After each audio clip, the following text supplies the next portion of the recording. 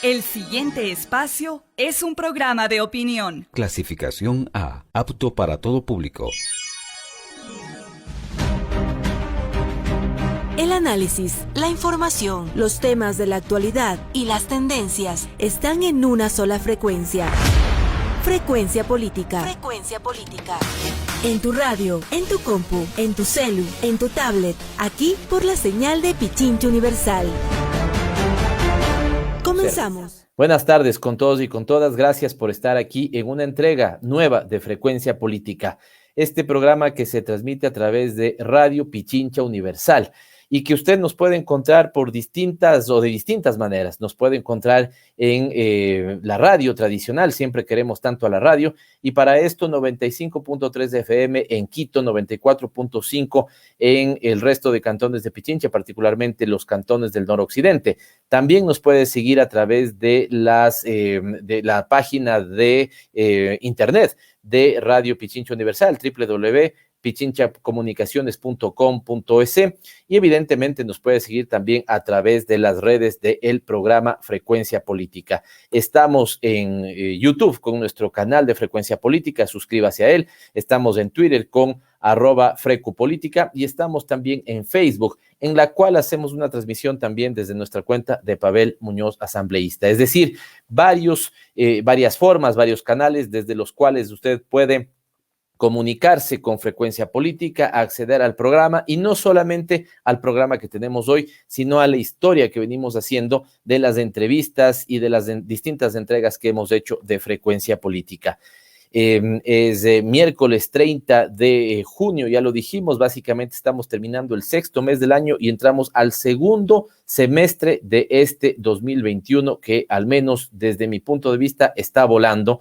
Y esperemos que también pase rápido, porque ha sido cargado el 20 y el 21 de un conjunto de vicisitudes, las vinculadas con la salud, particularmente en el caso de la pandemia, las económicas que se han hecho presente, y hay muchísimos ecuatorianos y ecuatorianas que la han pasado muy mal, ya sea por los temas de enfermedad, pero también por los temas de desempleo. Así que ojalá rápidamente dejemos estos problemas atrás y podamos enfrentar nuevos tiempos y mejores tiempos. Aunque como se presenta la política en nuestro país, hace todo lo necesario para que no tengamos expectativa de que las cosas mejoren, pero yo les pido de favor que no bajemos los brazos, que sigamos teniendo optimismo de que podemos encontrar al frente días mejores.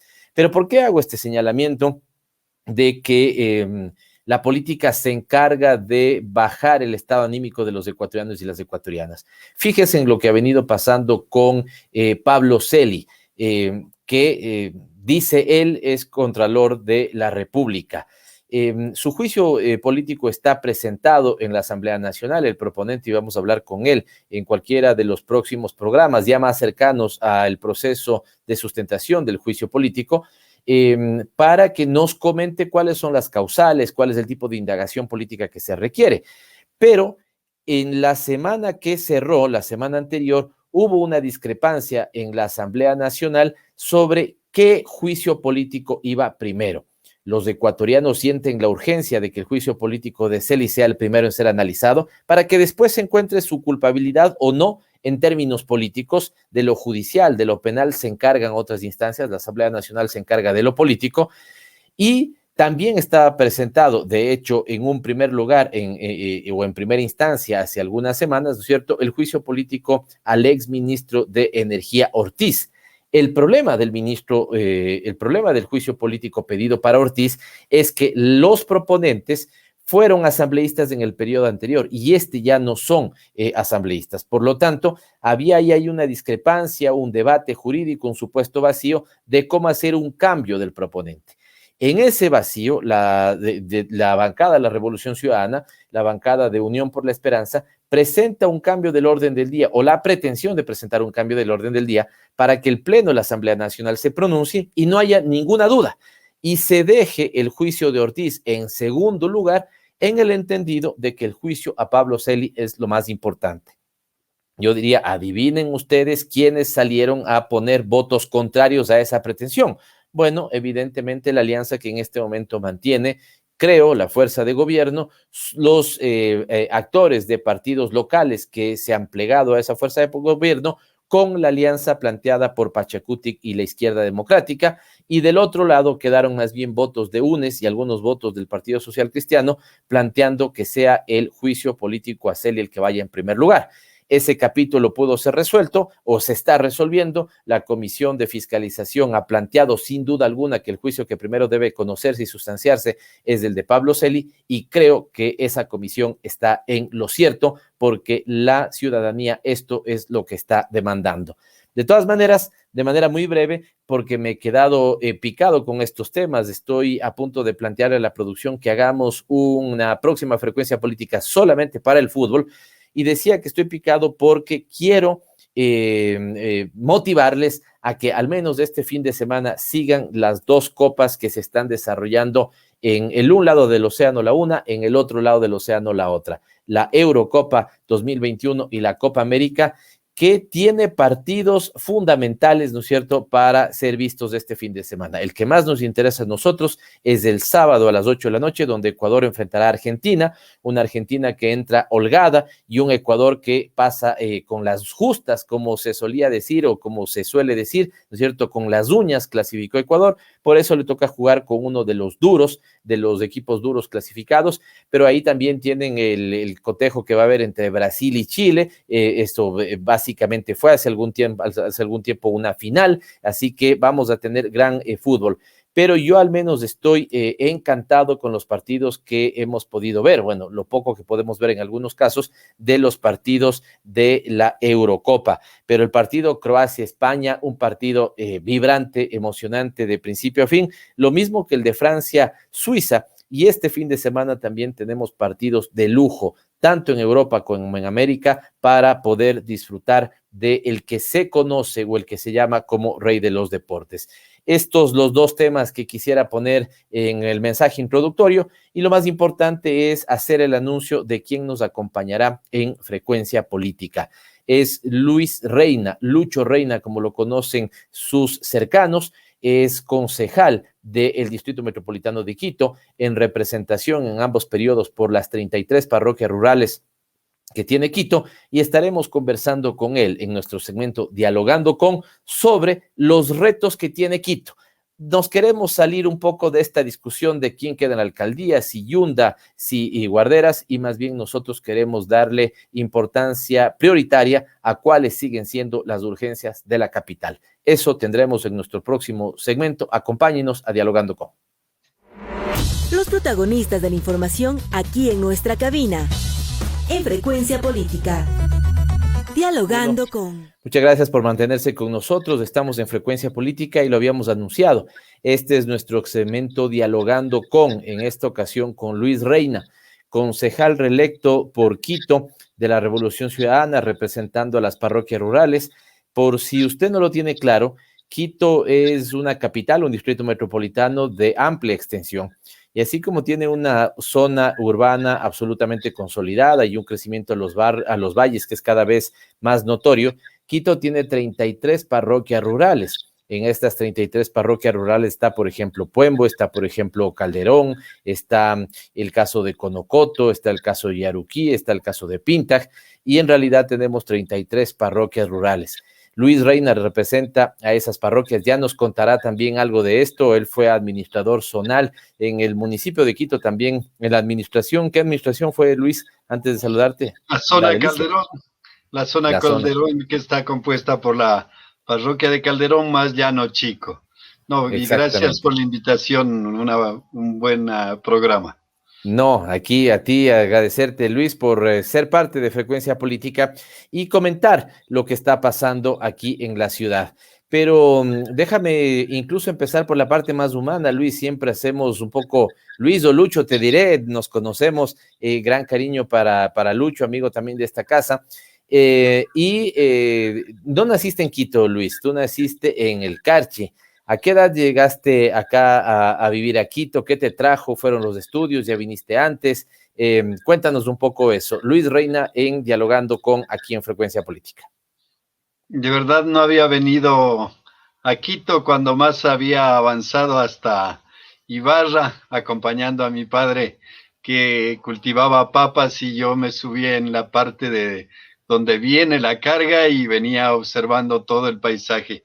Pero a los 18 años vine a la universidad y claro, y cometo el error de matricularme en 2 carreras a la vez, en sociología y en economía. No sé si era la ansiedad de conocimiento o la crisis universitaria, pero terminamos bien. Y terminaste las 2 carreras. Las 2 carreras. Ah, chévere, pero le metiste un poquito más a la onda de la economía, porque después estuviste en el ministerio de el MISIP, era en esa época, si no estoy mal, ¿verdad? Sí, pero siempre yo tenía una mirada sociológica y claro, en el Ministerio de Industrias se trabaja más para el sector empresarial productivo, empresarial comercial. Siempre ese ministerio se ha debido a esos sectores. Bueno, pero recordemos de la ciudadanía, porque yo dije MISI, pero seguramente no todos conocen lo que es del MISI, porque ahora ha habido cambios institucionales, se le conoce más como un comercio exterior, claro, porque ya no hace política industrial. Vamos a conversar también de eso con Luis Reina, pero en esa época Luis empezó a hacer un poco de todólogo, ¿no? Industrias, comercio, integración y pesca, si no estoy mal. Sí, exactamente eso era el ministerio, por eso hay que decir Ministerio de Industrias, Comercio, Integración, Pesca, Competitividad y otras tantas cosas más. Pero felizmente tuve la gran oportunidad de trabajar en la área de comercio exterior, en integración, y qué bueno el sueño de Bolívar, el sueño de la patria grande, trabajarlo desde un puesto de trabajo como era el MISIP y en la dirección de integración. Llevábamos lo que era la comunidad andina y lo que era la Asociación Latinoamericana de Integración, ALADI, de los 12 países de América Latina. Estamos hablando de qué años, ¿cuánto tiempo estuviste trabajando en el MISIB y estás a esta referencia que haces de esa integración? Porque los procesos de integración comercial, Luis, también han cambiado mucho, ¿no? Ahora mismo estamos discutiendo el regreso del Ecuador, el inconstitucional regreso del Ecuador o la pretensión inconstitucional de regresar al CIADI, el Centro de Arbitraje del Banco Mundial, que devela también la lógica de comercio actual y lo que se llamaba o nosotros llamábamos en una época, ¿no es cierto?, el bobo aperturismo. Creer que todo mecanismo de integración comercial es sano per se, sin darse cuenta, Luis, que debería haber más bien una integración comercial complementaria, es decir, que yo te pueda vender lo que tú no tienes y que yo pueda comprar lo que yo no tengo en mi mercado. Pero más bien cuando estamos discutiendo, ahora mismo se discute un acuerdo comercial con México, de la cual el sector industrial está altamente preocupado, saben que no vamos a comprar cosas que no las tenemos, sino vamos a comprar más barato cosas que también se producen en el Ecuador, más barato entre comillas, y esto al final va a golpear el aparato productivo nacional. Pero en esa época, ¿cuántos años estamos hablando? ¿Cuál era, digamos, el énfasis comercial? ¿Era el mismo también esta lógica de aperturismo ultranza o se protegía un poquito más de la industria nacional?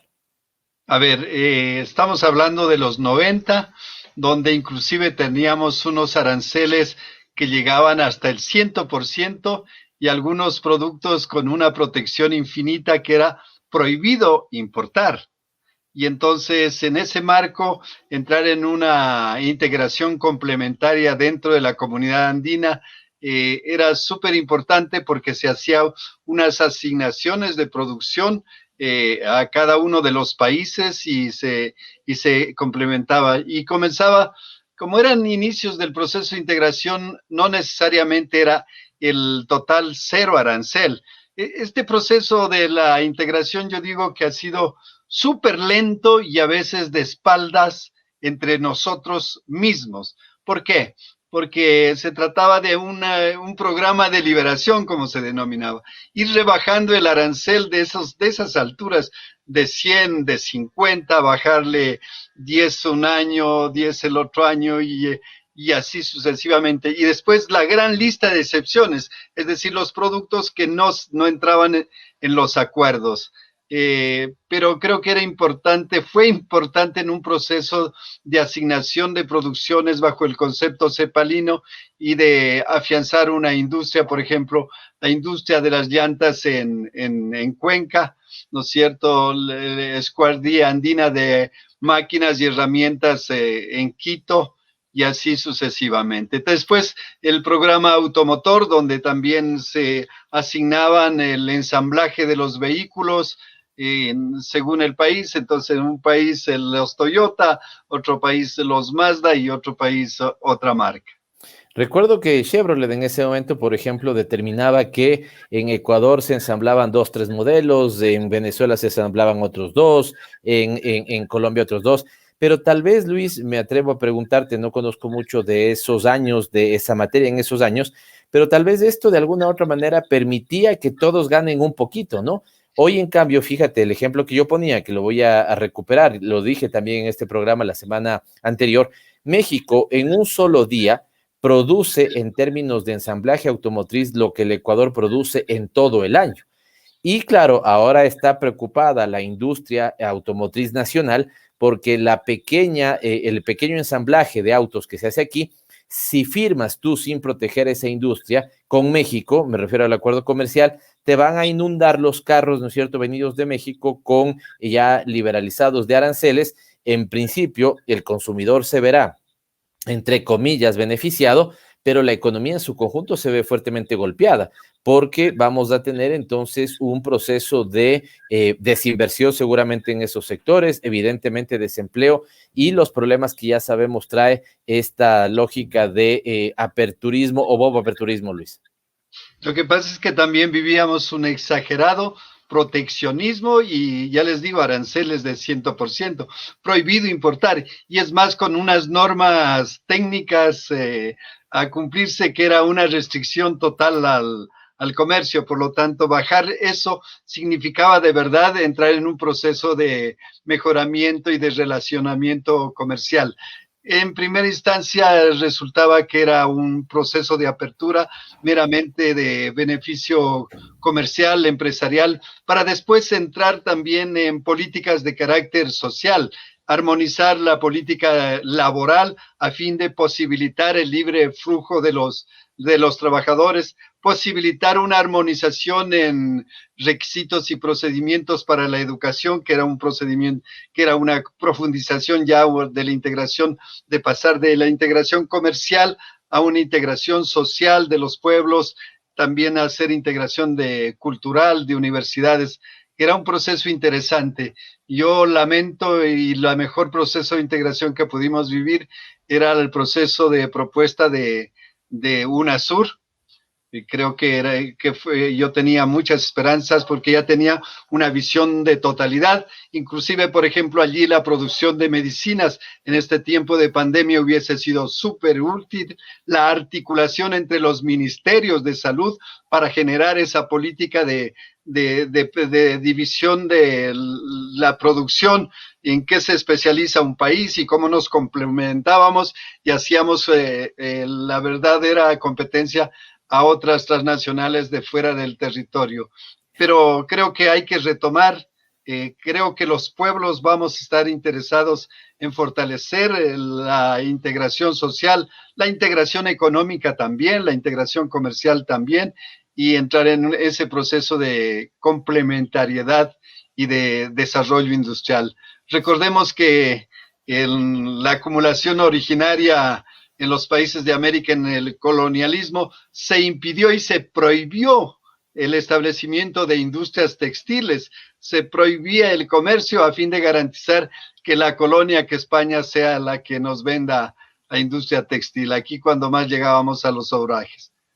Efectivamente, y qué tema tan interesante que acabas de poner, Luis, porque esto es lo que nos permitía, este es el horizonte que nos daba UNASUR, al cual torpemente Moreno decidió salir, pero no solamente el comercial, donde tú has dicho la complementariedad, buscar incluso nichos de especialización en nuestros distintos países, que Colombia se especialice en algo, que Ecuador lo haga de otra forma, que Perú lo haga de otra forma, y luego de manera complementaria, ¿no es cierto?, efectivamente fortalezcamos el comercio entre nuestras naciones. Pero decías que no solamente eso, sino anotaste lo importante que hubiera sido en este momento de pandemia, por ejemplo, una producción unificada de vacunas para América del Sur, que hubiéramos podido compartir regulaciones sanitarias, las mismas en distintos países, para que no haya competencia desleal, si tú quieres, o que podamos, qué sé yo, proveernos de insumos con precios justos para cada una de nuestras economías y no tener el vergonzoso y bochornoso evento que tuvimos de abastecimiento. Fíjate, te doy este dato, Luis.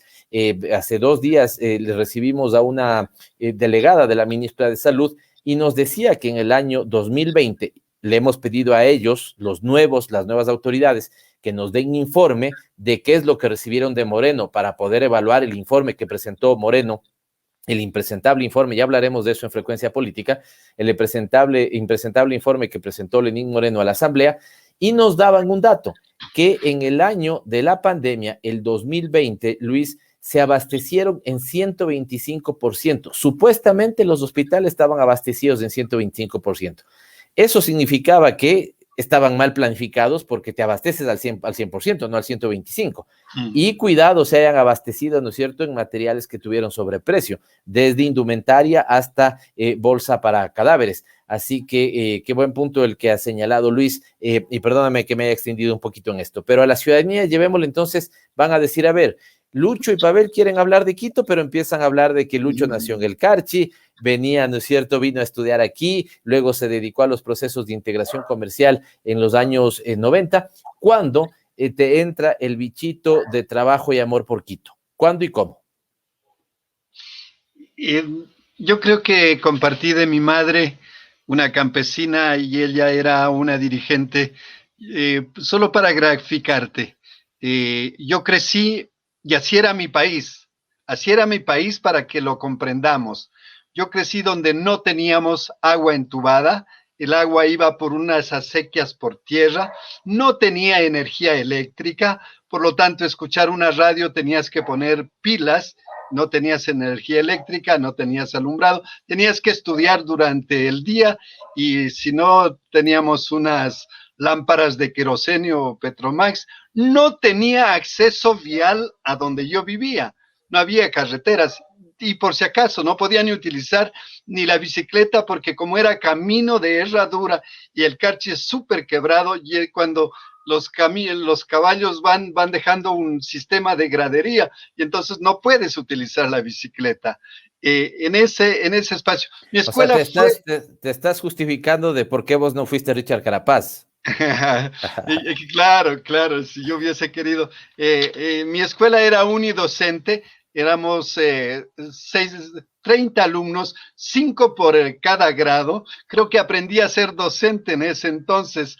Es una de mis frustraciones, pero a la vez que ese era mi Ecuador, esa era la realidad, el abandono tal. Pero déjame describirte, porque a veces me da una indignación cómo nos tratábamos. La escuela solo tenía esa aula con la capacidad para 30 gentes, y el patio no alcanzaba para una cancha de vóley. Sí. O sea, estoy en el campo, estoy yendo en medio de tantas fincas, haciendas, y como niño no tenía un espacio propio para recrearme, así es que tenía que meternos a los terrenos contiguos para correr, que eso era lo que aprendí a jugar. Así es que por eso es que no aprendí tampoco a chutar la pelota, porque ¿dónde? Pues si no tenías ni siquiera esos espacios. Esta era entonces, ¿cuándo te nace el amor por Quito? Cuando tú le ves a tu madre luchando por tener la escuelita, luchando por tener una vía carrozable, y con todo el problema de los terratenientes, donde no miraban una carretera como la posibilidad de que lleguen los insumos y salgan sus productos, sino miraban en que va a ser afectado la tierra. A mí me queda graficadísimo cuando el tractor iba y la gente se acostaba para que no se construya la carretera. Y mi madre luchaba por eso, porque se le dé la escuela, por tener el profesor, porque se haga la carretera, porque tengamos el iluminado. Y entonces creo que eso empezó. Creo que también cuando estuve en sexto curso me pregunté cuál es el papel del materialismo histórico en la formación de las conciencias, y creo que eso me llevó, cuando vine a la universidad, la sociología más la economía. El profesor de investigación de economía nos manda a hacer un trabajo en un barrio popular, hierbabuena en el sur. Y yo me doy cuenta ese rato porque en medio de mi niñez, como te cuento, yo no miraba la pobreza, yo no miraba la desigualdad, yo no miraba la inequidad, porque había podido ir a la escuela, había podido ir al colegio, andaba descalzo, andaba con botas, andaba no con atuendos, pero andaba feliz. Yo mismo la lavaba la ropa y llegas acá y te encuentras hacinada la gente, sin posibilidad, sin tener agua para utilizar, en la forma como te alimentas, tú te produce un shock y dices, ¿y esto quién hizo? ¿Esto es producto de quién? De la divinidad y todo eso, y te conviertes en un luchador social y te sumas. Qué chévere, Luis, qué chévere lo que nos cuentas. Además, viene absolutamente pertinente para hacer un corte y retomar frecuencia política y conversar de lo que hemos querido conversar, porque lo voy a retomar luego, después de que hagamos esta pequeña pausa pedida por nuestra producción. Pero acabas de describir tal cual lo que siguen siendo los problemas para buena parte de los quiteños. No tener agua o tener agua de mala calidad, no terminar de tener alcantarillado, tener dificultades de transporte público para moverse a sus sitios de trabajo, si es que tiene trabajo, problemas de inseguridad en la noche porque seguramente no tiene iluminado, el sitio donde vive, pero un sector ha creído o nos ha llevado a discutir, ¿no es cierto?, exclusivamente los temas administrativos del municipio de Quito, del cual también te voy a topar, pero te voy a llevar a conversar más de lo otro, cuando en realidad Quito sigue teniendo los problemas que acabas de anotar. Y Quito sigue siendo una ciudad, a ratos me preocupa, no sé si tú tienes el termómetro de esto, ¿en qué medida se va convirtiendo una ciudad cada vez más inequitativa y desigual, concentrando muchísima riqueza en determinados sectores poblacionales y sociales y expandiendo grandes masas de población que también empieza, digamos, esto tiene una distribución geográfica, ¿no? ¿Dónde están los barrios acomodados? ¿Dónde están los barrios con necesidades? Pero quienes llevan la agenda comunicacional son aquellos, ¿no es cierto?, que tenemos resueltas nuestras necesidades básicas y nos enfrascamos en ese tipo de discusiones sin querer entender que Quito todavía tiene grandes problemas y que los vamos a conversar con nuestro invitado. Luis Reina, concejal del Distrito Metropolitano de Quito. Corta pausa y volvemos a conversar con él. Regresamos después de esta corta pausa con Luis Reina, insisto, concejal reelecto del Distrito Metropolitano de Quito. Interesante, Luis, y para ponerle a nuestra audiencia que seguramente sintoniza en este momento, hemos invitado a Luis Reina para conversar de Quito y quisimos meternos en los terrenos un poquito más personales. Él nació en Carchi cuando vino a la ciudad y nos recreabas, Luis, Lucho, que cuando vienes a la ciudad te das cuenta de que lo que para ti era una vida, sí con carencias, pero una vida, digamos, si tú quieres, igual con las carencias repartidas por igual en los sectores que te rodeaban, llegas a darte cuenta del tremendo problema de discriminación, seguramente, empobrecimiento y inequidad entre sectores con concentración de todas las necesidades y sectores, ¿no es cierto?, con expansión de concentración de todas las satisfacciones, y otros sectores, ¿no es cierto?, con, digamos, grandes necesidades todavía insatisfechas. Ahí empiezas a trabajar de alguna u otra manera por Quito. Haces primero administración zonal, es decir, tienes la ventaja de haber visto o haber trabajado por la ciudad desde el ámbito administrativo, resolviendo problemas concretos, y hoy desde el ámbito legislativo, donde también se resuelven problemas concretos, pero estás más en la generación de las ordenanzas, en la fiscalización de las empresas municipales. Pero desde este enfoque, Luis, ¿cuáles son hoy o siguen siendo los principales problemas de Quito? Porque estamos criticando a una alcaldía y claro, somos críticos de esa alcaldía. Hemos llevado el terreno de la discusión a si sale Yunda, quien reemplaza a Yunda, pero ¿y qué pasa con el metro, Luis? ¿Qué pasa, digamos, con la dotación de agua potable, alcantarillado en la ciudad? ¿Qué pasa con esos sectores a los que no está llegando el transporte público? ¿Cuáles son los problemas que Quito está dejando de ver por concentrarse solamente en una parte de esos problemas? Mira, yo digo que en este momento hay que preocuparnos de vivir una pandemia con dignidad. Esto es, yo creo que hay que acelerar el proceso de vacunación al universo de la población. Y cuando digo con dignidad, es cierto es que la gente no tiene capacidad de desarrollar actividades económicas normales, vive en hacinamiento y por lo tanto es necesario que le llegue una renta mínima. Creo que esa es una de las grandes tareas porque, oye, vivir en donde se arrienda, en un techo donde se comparte la batería sanitaria, 7 familias, y donde se programa también el uso de la lavandería entre las 7 familias, es distinto al que vive en su apartamentito individual. O sea, yo ya quiero que la gente se ponga a meditar en eso. Esa es en primera cosa. Y entonces allí creo que hay que pensar en la salud y más en la gente que vive de la cotidianidad, como son los comerciantes autónomos, los que hacen el trabajo en la calle y los que viven del día a día. Creo que eso es importantísimo. 2, creo que habiendo una atención desequilibrada de las necesidades del transporte, creo que los municipios no deben decir, y en eso el municipio de Quito, la respuesta no debe ser, nos falta ingresos. Creo que es una posición muy cómoda y creo que debemos tener la claridad que las iniciativas económicas siempre son del Ejecutivo.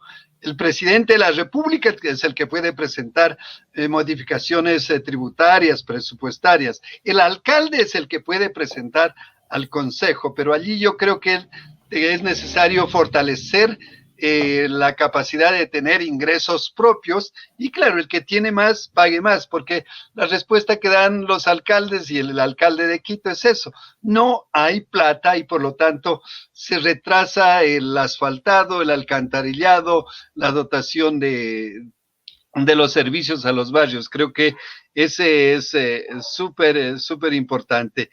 Creo que hay que fortalecer el servicio de transporte público para la gente. No puede ser posible que solo se mueva el que tiene para pagar el pasaje. O dicho en otras palabras, no puede ser posible que la movilidad solo sea para el que tiene plata.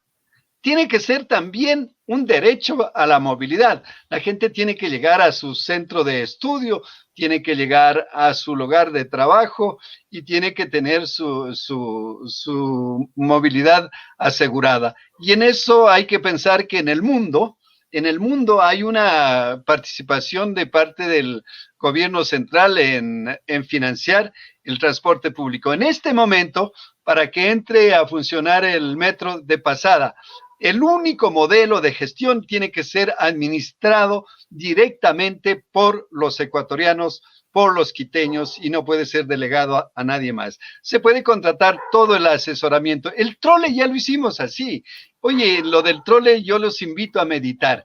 ¿Cómo fue de importantísimo en esos tiempos el trole? Primero, carril exclusivo para el transporte público. Y allí los grupos, los que por donde iba el sistema de buses por la 10 de agosto decían que se va a morir Quito. No pasó nada. 2, vehículos eléctricos, cuando no teníamos energía eléctrica. Y 3, manejado y administrado directamente por el municipio. Creo que ese ejemplo tenemos que saberlo, copiar el modelo de gestión. Y decía, entonces tenemos que avanzar hacia obtener los recursos también para que asegure la movilidad a todos y ojalá el alcalde, independientemente de quién sea, el alcalde tenga la capacidad de hacer esas propuestas al gobierno central. Uno, que asuma la deuda que costó construir el metro y que está pagando el municipio, y 2, la sustentabilidad para que el costo de operación de verdad se llegue a la empresa Metro, de verdad Lucho, llegue al operador. Déjame hacerte una pausa porque has puesto 3 grupos, al menos de los que yo puedo, de los que quiero rescatar y que tú te explayes donde quieras, pero 3 grupos donde, 3 grupos de problemas donde el rol de la ciudad y por lo tanto el rol del municipio, sobre todo el municipio, es distinto. Y quisiera desentrañar cada uno de estos, que vayamos parte por parte cada uno de estos. Has topado el tema de vacuna, renta económica, que estoy totalmente de acuerdo. Por otro lado, el tema de, y ahí no veo mucha competencia nacional, quiero preguntarte qué va a hacer la ciudad, otro comerciantes, trabajadores informales y otro el de transporte público, ¿no es cierto? Seguramente metro, modalidades alternativas. Vamos con el primero. Interesante, Luis, y creo que todos coincidimos contigo en este momento. Una población vacunada no solamente va a ser una ventaja de salud, va a ser también una ventaja económica por poder reactivar un poco la economía. Y ha señalado una cosa que se discute en este momento a nivel mundial, algunos le tienen pánico a esta discusión, yo creo que hay que darla, que es la renta mínima. Pero te pregunto ahí, estos dos temas daría la sensación que tienen que ver más con una competencia nacional, la competencia privativa del Estado sobre, no sé si privativa, pero exclusiva que tiene sobre el tema de salud, ¿sí? Y será el Estado el que pueda, aunque se pueden hacer cosas interesantísimas en términos seguramente de renta básica o generación de empleo local desde el municipio. Pero, ¿cuál desde tu punto de vista, la tarea que ahí debe cumplir el municipio? Porque la vacunación, de hecho alguien te diría, pero cuando se metió el municipio a querer hacer algo respecto a lo sanitario en la pandemia, aparecieron el tema de las pruebas, si eran válidas, si no eran válidas, lo que fuera. ¿Por qué no se llegó a la definición de que Quito pueda comprar vacunas, por ejemplo? Coincido contigo, vacunas, renta básica. ¿Qué debería hacer el municipio ahí? Creo que es importante asumir, bajo la estructura de Estado que tenemos, el gobierno central debe descentralizar y confiar en los gobiernos locales. Creo que es sumamente importante y el manejo no ser tan centralizado, por lo menos lo de la renta básica, porque ¿dónde están? ¿Quiénes llevan el catastro? ¿A quién se dedica al comercio autónomo? ¿Quiénes tienen una licencia para trabajar en los espacios públicos? Los tienen los municipios, que son los que regulan y controlan. Pero claro, hay que asegurar ese financiamiento. Dos, creo que también en hay que lograr un desarrollo que la ruralidad no subsidie a lo urbano. Y creo que allí también hay que generar un tipo de rentas que permita esa sustentabilidad de la producción agrícola. Creo que hay que fortalecer el sistema de mercados municipales. ¿Por qué el sistema de mercados municipales? Porque las grandes corporaciones tienen también unas grandes proveedores corporativos, donde te producen bajo un estándar. En cambio, el campesino es el que lleva a cada uno de los mercados, al mercado de la América, al mercado de San Roque, donde no es necesario la estandarización, pero mira que es súper importante generar allí una política de redistributivo. Por eso es que era fundamental, por ejemplo, jamás cerrar los mercados, siempre asegurar que funcionen y si es que se consideraban focos de contagio, hacer las inversiones del caso. Creo que eso es importante. Luis, ¿tienes datos de cómo está la relación de la gente que compra, digamos, en grandes cadenas comerciales y la gente que compra en mercados? Todavía, digamos, es un número importante la gente que compra en mercados, porque creo que hay que hacer un llamado. Para esto sirven también este tipo de programas. No se olvide ni pierda la relación con el mercado. En el mercado usted va a poder tener otra lógica. Es posible que hasta le cueste lo mismo, ¿no es cierto? Aunque se va a encontrar productos más frescos y seguramente en algunos casos más baratos.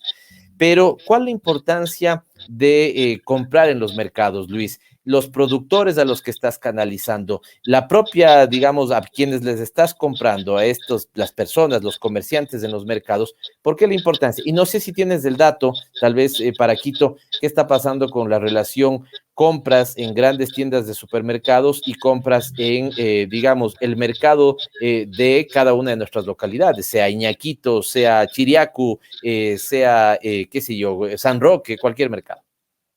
O sea, primero déjame decirte que desde los años 90, la institucionalidad municipal responsable de la comercialización fue absolutamente debilitada. Y casi como que la agencia de comercio solo se dedicaba a lo que es comercio autónomo, al comercio en el espacio público. Y la pregunta es, ¿por qué? ¿Y por qué? Entonces, ahí después la respuesta es fácil, o sea, porque comienzan a estructurarse los grandes centros comerciales, corporativos y que comienzan a abastecer a la ciudad. Y es últimamente donde se empieza un proceso de atención a los mercados y es claro, el barrio, la tienda, el mercado, comienzan a ser puntos de referencia y de abastecimiento, pero sin embargo bajo una competencia súper desigual. Tú escucha en los medios de difusión cómo existe un posicionamiento de cada uno de los grandes cadenas comerciales y los otros no tienen ese posicionamiento, más bien es cultural, tradicional, histórico, pero yo invito a reflexionar. El que tiene una huertita de aguacates, de mandarinas, de zanahoria blanca, y que no es que produce grandes cantidades, tiene una camionetita de 20 sacos que saca una vez al mes, pero es su sustento. Y si el mercado no opera, te encuentras con que no tienes dónde vender, porque la grande cadena comercial no te atiende, te tiene otro sistema de pagos, otra exigencia de estándares de calidad de los productos, pero creo que ese es uno de los temas que hay que mirarle. Hay que fortalecer el marco institucional, que no se dedique solo a atender a comercios autónomos y solo a atender lo que ya es la venta y el manejo de los puestos, sino que también hay que manejar el sistema de abastecimiento a la ciudad. Y cuando piensas en el abastecimiento de la ciudad, tienes que pensar en la producción pequeña, campesina, y ya no solo de las 33 parroquias rurales de Quito, sí, pero también de todo el sistema de abastecimiento. Se considera que el 40% se provee de las provincias hacia el norte y el 60% de las provincias hacia el centro sierra y hacia el sur.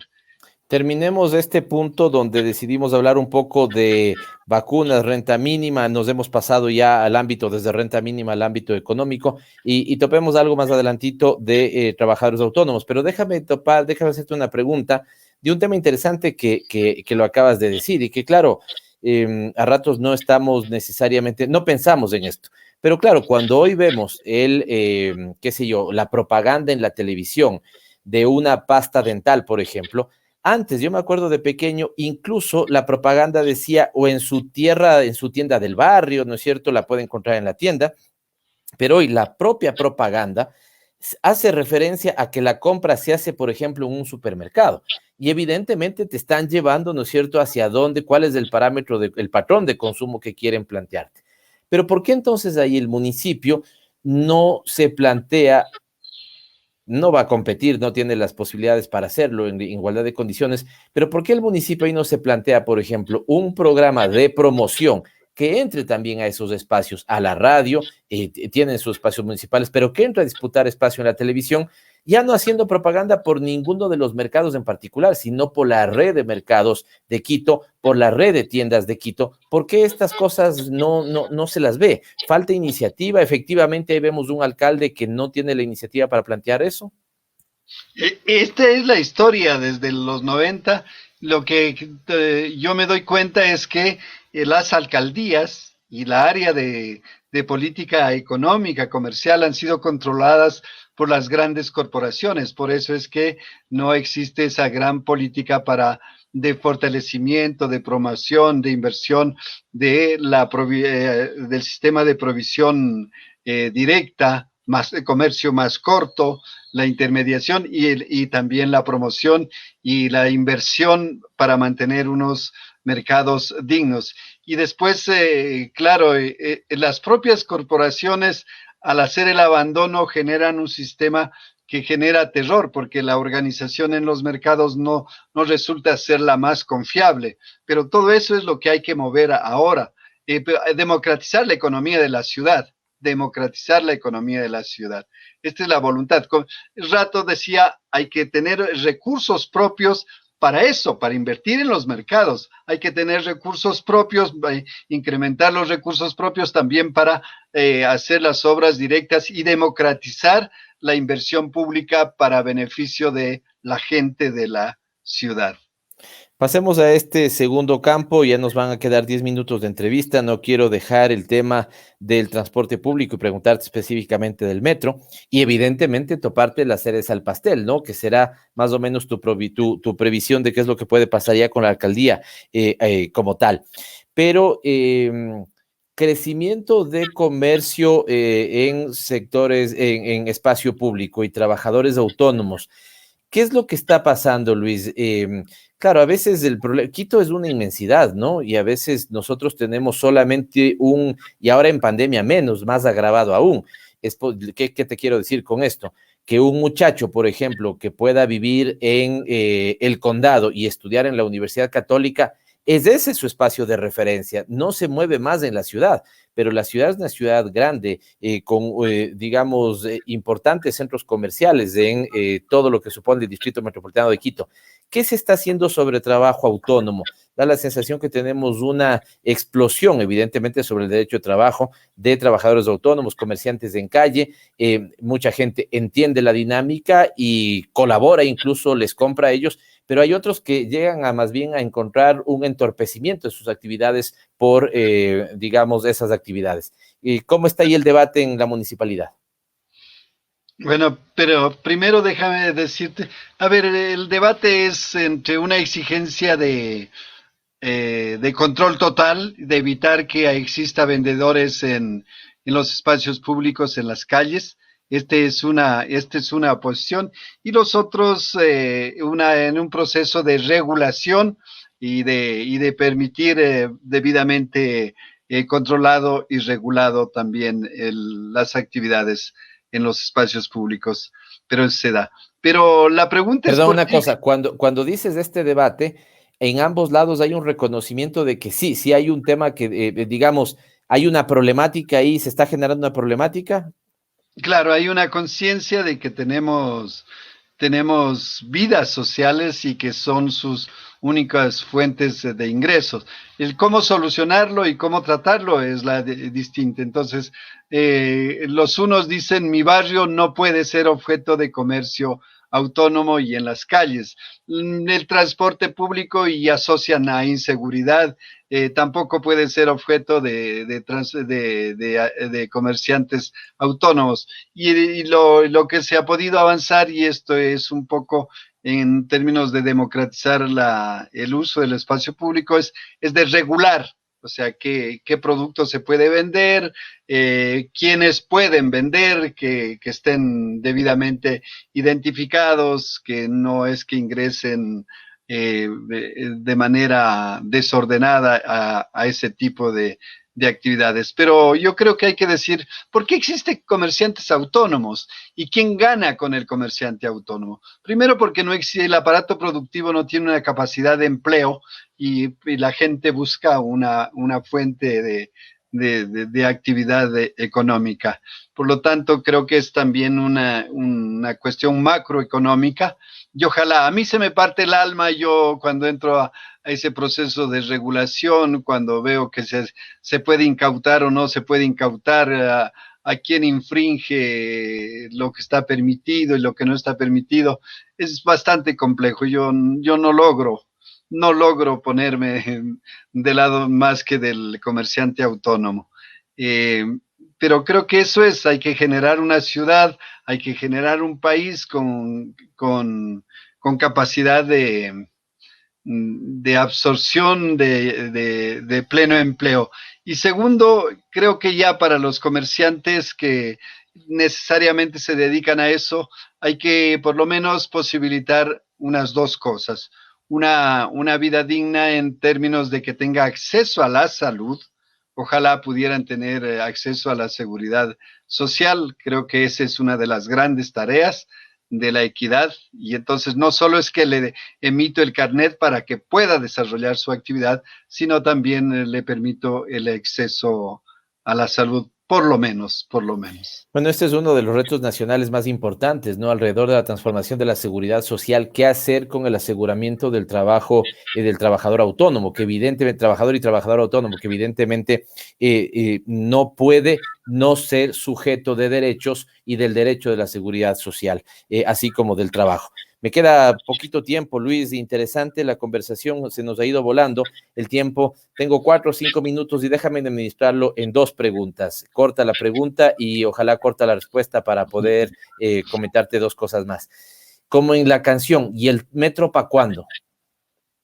¿Qué fue el metro para cuándo? Este es mi grito de exigencia. Creo que, a ver, les voy a decir de mi lectura. Creo que se ha engañado a Quito. Desde el momento que se lo programó, nunca se preveyeron unas etapas obligatorias. Por ejemplo, la etapa de prueba, 6 meses mínimo, no estuvo contemplada. ¿Y cómo así en un proyecto tan serio? 2, el procesos de certificaciones también no consta en el cronograma. Así es que están fallando. Nos han dicho que para octubre del 2022 podremos estar entrando en una fase de prueba. Veo ¿Recién en octubre del 2022 en prueba? Sí, en una parte ya para que en enero del 2023 entre a operar ya definitivamente comercialmente, y siento que es falso porque el argumento de que no existe, por ejemplo, la contratación del sistema de recaudo, pero no solo la contratación del sistema de recaudo, o sea, si va a ser mediante una tarjeta, si va a ser directamente al teléfono, sino cómo eso se va a articular a todo el sistema de transporte convencional, al resto de transporte municipal, y cómo se reestructura en la superficie. No veo que se avanza de verdad. Luis, pero ahí me dejaste recontra, digamos, impactado, es decir, en octubre del 2022 estaremos en periodos de prueba para una potencial inauguración en enero de inicios del 23, pero Rodas hizo recuerdo que invitó a la prensa a una suerte de viaje inaugural, decía que ya esto se inauguraba, y es decir, respecto de ese ofrecimiento de Rodas, y te conecto con mi última respuesta, que es lo que también ha estado en debate. Creo que no hubo quiteño, seguramente sí, algunos que estaban o eran panas, ¿no es cierto?, del alcalde anterior, al alcalde Rodas, pero no hubo quiteño que no tenía críticas, ¿no es cierto?, respecto a esa alcaldía. Pero, digamos, las críticas pasaron desapercibidas respecto, ¿no es cierto?, al tema último sobre el cual ha habido un gran debate en la ciudad, y creo que este debate ya se ha dado, pero fijémonos la indulgencia respecto a Rodas, ¿no es cierto?, la dureza respecto a este mal alcalde Yunda, como lo catalogan algunos sectores, y ¿qué crees que va a terminar pasando? ¿Cuál va a ser la resolución de la novela sobre la alcaldía de Quito? Al final hay un recurso en este momento en el contencioso electoral. ¿Tienes alguna información? ¿O sientes que ya el vicealcalde Guarderas está pasando sus cosas al despacho de la alcaldía? Pésimas alcaldías, tanto la de Yunda como la de Rodas, pero la de Rodas muy vinculada a los grupos de poder, al sector inmobiliario y al sector comercial de Quito, por lo tanto, con unos medios de comunicación muy contemplativos. En cambio, Yunda, en ese proceso de siendo un nuevo emporio económico, entra en un proceso de disputas por estos nuevos espacios económicos, y claro, y el que tiene el control de hegemónico de los medios es el que va a determinar y pone en crisis de verdad la institucionalidad y la alcaldía de Yunda. Déjeme decir que es una decisión bastante política. Te voy a poner con el Contralor también. O sea, Yunda está ahí con unas transferencias de agua potable, con una contratación con una empresa para GEINCO y con unos barullos ahí de unos chats del hijo. Celi desvaneciendo también vinculado, desvaneciendo glosas, ¿no es cierto? Vinculado ahí con favores, está con el hermano, está con el sobrino, y que un lavado de dólares, pero mire, entonces ahí se ven las dos cosas, ambas cosas siendo políticas, es quien le favorece el poder. Que para dónde va a salir, lo único que estamos clarísimos es que ambos siguen en el reparto de la municipalidad, lastimosamente, y en ese ofrecimiento a cada uno de los grupos económicos, tanto Guarderas como Yunda siguen en ese proceso. Por la ciudad, nosotros les vamos a llamar a que prioricen lo que habíamos venido conversando, la operación del metro, la vacuna, ojalá que generen ingresos propios. Pero es decir, y de un minuto, Luis, es decir, la posición de la bancada de la Revolución Ciudadana dentro del Consejo será atender los problemas centrales de Quito. ¿Qué le dices entonces a un Guarderas que cree que puede de alguna u otra manera coquetear con este sector, diciendo que, porque hizo unas declaraciones sobre si la alcaldía, si la vicealcaldía le correspondería a la Revolución Ciudadana? ¿Cuál es la respuesta de un concejal, el concejal que de alguna u otra manera ha venido liderando el Consejo, la bancada de la Revolución Ciudadana? Primero, tener la claridad que ni Guarderas ni Yundas van a salvar a la ciudad, porque vienen del mismo proceso electoral, en la misma lista. Y segundo, es que nosotros no hemos tenido ningún tipo de diálogos ni respecto a la vicealcaldía, ni a la ocupación de ningún cargo en el Ejecutivo. Nosotros vamos a seguir exigiendo el respeto de la democracia, de la institucionalidad, y no vamos a formar parte de esos repartos que están haciéndose ideas ellos.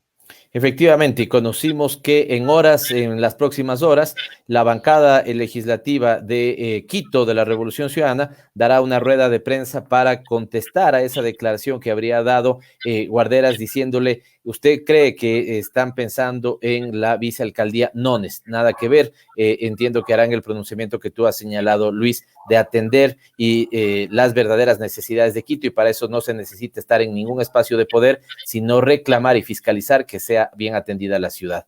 Te agradezco mucho, espero que te hayas sentido a gusto, Lucho. Qué bueno poder conversar aquí contigo, y te abrazo muy fuerte, porque hace un par de días pusiste un mensaje en redes sociales donde habías superado el COVID. Esto es así, Lucho, ¿nos confirmas? ¿Has logrado superarle al bicho? Estamos mejor, todavía tenemos un rezago, se puede notar en el sistema de respiración, pero estamos retomando el ritmo. Vamos a trabajar por Quito hasta concluir el periodo para el cual hemos sido electos, y cuenten conmigo, y agradecer también infinitamente, Pavel, esta oportunidad. Tus votantes te necesitan, te necesitamos, y estamos contentos entonces de tu mejoría de salud. Ha sido Lucho Reina, concejal del Distrito Metropolitano de Quito por las parroquias rurales, reelecto en esta ocasión, conversando en Frecuencia Política. Un fuerte abrazo.